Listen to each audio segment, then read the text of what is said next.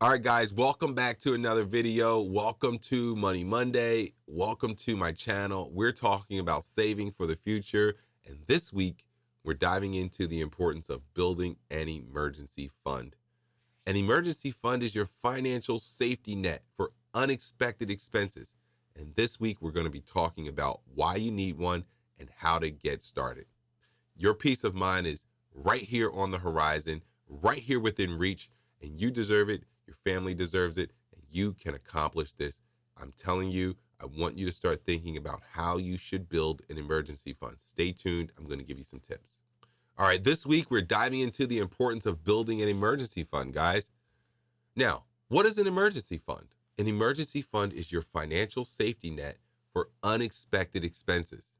Now, let's talk about why you need one and how you get started. Why do you think you need an emergency fund? Well, emergencies happen that cause a financial need that you have to satisfy. And if it's outside of your budget and it's not a pay week, then you might not have the money to meet something very important that you can take care of with your emergency fund. And if you don't have your emergency fund, then you won't be able to meet that need, which will probably cause more expenses. It's actually cheaper to maintain an emergency fund. It keeps you from incurring excessive fees, interest, other costs that will happen if you don't take care of something. Let's say your ceiling is leaking and you don't have the money to fix it. Well, eventually your ceiling is going to fall down. It's going to cost a lot more to get that entire ceiling fixed than it would have cost to fix the leak, right? Or your car, your brakes are failing.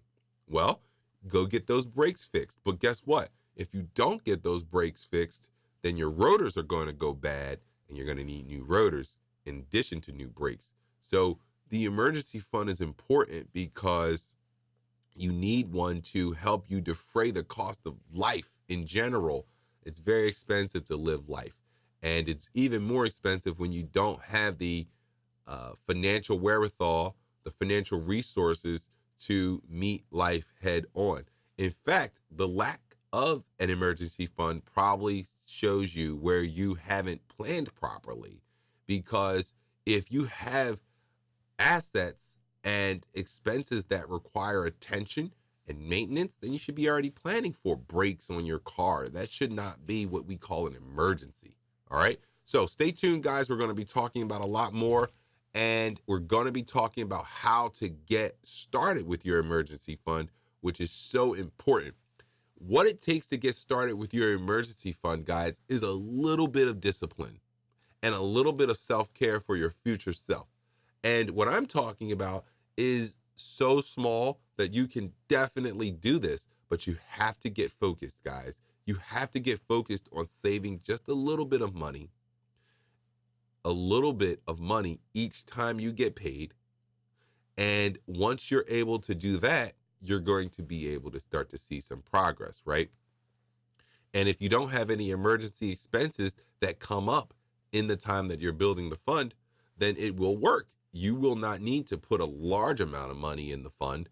You just need to put, let's say you put $10 to $20 per week in your emergency fund. Set it, forget it. So how do you do this? You set up another bank account at another institution, let's say.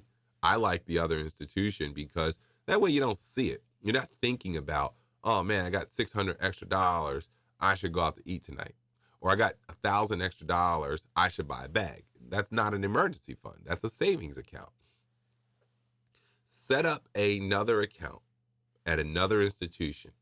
Okay. If you work with Wells Fargo, go to Citizens, go to Capital One, go to PNC, go to wherever you like to go.